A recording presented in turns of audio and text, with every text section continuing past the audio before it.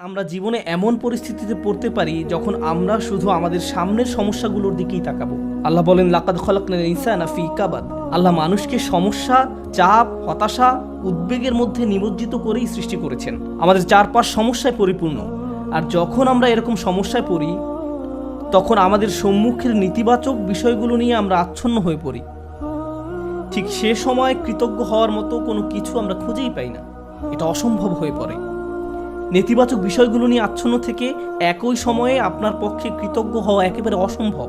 এই দুইটা বিষয় একসাথে অবস্থান করতে পারে না। আপনি কেবল তখনই কৃতজ্ঞ হন যখন আপনার জীবনে ভালো কিছু ঘটে, বা আপনি বুঝতে পারছেন যে ভালো কিছু ঘটতে যাচ্ছে। যেমন কেউ কিছু উপহার দিলে বলেন ধন্যবাদ, সহজ বিষয়, কঠিন কিছু না।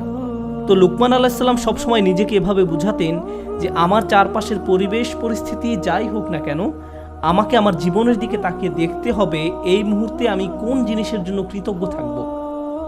আল্লাহ আযজা ওয়া জাল্লা আমাদের বলছেন, ইন্নাল ইনসানা লাযালুমুন কাফফার। নিশ্চয়ই মানুষ অত্যন্ত অন্যায়কারী, অকৃতজ্ঞ। কোন দিক থেকে আমরা চরম অকৃতজ্ঞ? আমরা সর্বাবস্থায় অভিযোগ করার কোনো না কোনো একটা কারণ খুঁজে পাই। সব সময় কেউ যদি জিজ্ঞেস করে, ভাই কি নিয়ে চিন্তা করছেন এখন? না না ভাই, কিছু নিয়ে চিন্তা করছি না, সব ঠিক আছে। আর সমস্যা নেই, আপনি আমাকে বলতে পারেন। ঠিক আছে, শোনো তাহলে, বর্তমানে আমি অমুক অমুক অমুক অমুক সমস্যায় জর্জরিত। এভাবে আপনার সমস্যাগুলোর একটা বিশাল লিস্ট ধরে দিবেন তাকে। যেমন এখানকার পরিবেশ মারাত্মক গরম, আমি ক্যালিফোর্নিয়াতে বাস করতাম, এখন টেক্সাসের আবহাওয়া খুবই গরম, টাকার সমস্যা, স্বাস্থ্যকেন্দ্রিক সমস্যা, ব্যক্তিগত সমস্যা, শিক্ষা, চাকরি, এই নিয়ে সমস্যা। এভাবে নানান রকমের সমস্যার কথা আমরা তুলে ধরি। এভাবে চিন্তা না করে আপনি যদি একটু থেমে নিজেকে প্রশ্ন করেন, এই মুহূর্তে আমি কোন কোন বিষয়ের জন্য কৃতজ্ঞ থাকতে পারি। এটা আসলে কঠিন একটা অনুশীলন। আমি এই মুহূর্তে কিছুই চিন্তা করতে পারছি না। ইসলাম সম্পর্কে আপনার যতই জ্ঞান থাকুক না কেন, আপনার যত বড় দাড়ি থাকুক না কেন, বা আপনি যত শক্ত হিজাবই পরিধান করেন না কেন, এই কৃতজ্ঞ হওয়ার সাথে আমাদের বাহ্যিক ইসলামের কোনো সম্পর্ক নেই। এর সম্পর্ক আমাদের অন্তরের সাথে। আপনি হয়তো কোরআনে হাফিজ হতে পারি, আমাদের সারা দুনিয়ার সকল জ্ঞান থাকতে পারে, কিন্তু সব সময় নেগেটিভ চিন্তা করার কারণে অন্তর থেকে কৃতজ্ঞতা বোধ হারিয়ে যেতে পারে। চলুন শুকর শব্দটি নিয়ে গভীরভাবে বোঝার চেষ্টা করি। শুকর হামদের চেয়ে ভিন্ন। কোরআন শুরু হয়েছে আলহামদুলিল্লাহ দিয়ে। হামদ শব্দটি দিয়ে দুটি বিষয় বোঝায়। বিষয়টি মনে রাখুন। আমি জানি খুতবায় আমি অনেক কিছু বলি, তার থেকে কিছু বিষয় এখান থেকে চলে যাওয়ার পরেও মনে রাখুন। সেরকম একটা বিষয় হলো, হামদ দিয়ে দুটি বিষয় বোঝায়, প্রশংসা এবং কৃতজ্ঞতা। প্রশংসা এবং কৃতজ্ঞতা এর মানে কি? আপনি যখন পাশ দিয়ে একটি সুন্দর গাড়ি চলে যেতে দেখেন, হয়তো বলে ওঠেন গাড়িটা অনেক সুন্দর। আপনি তো আর গাড়িটার প্রতি কৃতজ্ঞতা প্রকাশ করেন না, আপনি শুধু গাড়িটার প্রশংসা করেন। কিন্তু কেউ যদি আপনাকে সুন্দর একটি গাড়ি উপহার দেয়, তখন কি করেন?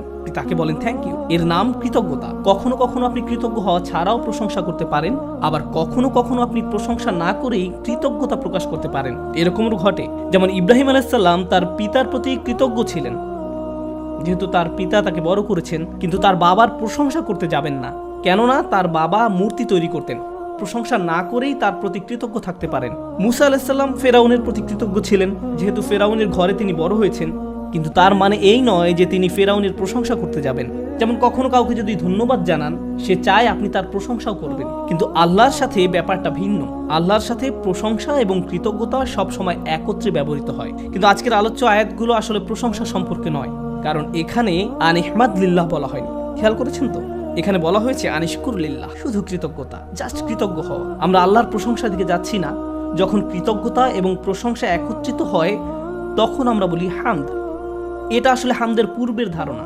এই কৃতজ্ঞতা হলো আল্লাহর সাথে আমাদের সম্পর্ক তৈরির প্রথম পদক্ষেপ। আমরা যদি আমাদের লক্ষ্যে পৌঁছাতে চাই, আমাকে আমার নিজের সাথে, আপনাকে আপনার নিজের সাথে আলোচনা করতে হবে যে কোন কোন জিনিসের জন্য আমরা আল্লাহর প্রতি কৃতজ্ঞতা প্রকাশ করব। আনিশকুর লিল্লাহ। আমি আপনাদের পূর্বেই বলেছিলাম, প্রজ্ঞা মানে শুধু উপকারী জ্ঞান নয়, এটা শুধু উচ্চমানের চিন্তার নাম নয়। এর সম্পর্ক জ্ঞান অনুযায়ী আপনার আচরণ কতটুকু পরিবর্তিত হচ্ছে তার সাথে সম্পর্কযুক্ত। আপনারা সম্ভবত এই কথাটি বহুবার শুনেছেন, গ্লাস কি অর্ধেক খালি নাকি অর্ধেক পূর্ণ?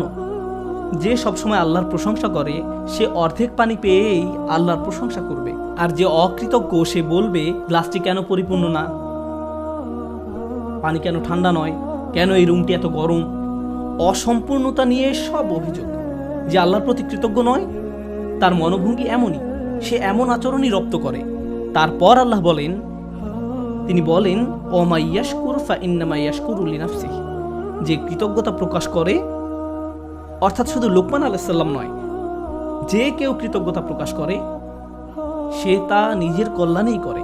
হয় আমি সবসময় লোভী এবং অসুখী, যেমন আমি আমার সম্পর্কগুলো নিয়ে অসুখী, আমার সন্তানদের নিয়ে অসুখী, আমার পিতামাতাকে নিয়ে অসুখী, বন্ধুদের নিয়ে অসুখী, চাকরি নিয়ে অসন্তুষ্ট, যে জামা কাপড়গুলো পরিধান করি তা নিয়ে অসন্তুষ্ট, আমার চেহারা নিয়ে অসন্তুষ্ট, পড়ালেখা নিয়ে অসন্তুষ্ট, আমার সম্পর্কে মানুষের মতামত নিয়ে আমি অসন্তুষ্ট। এভাবে সব সময় আমি কিছু না কিছু নিয়েই অসন্তুষ্ট থাকি।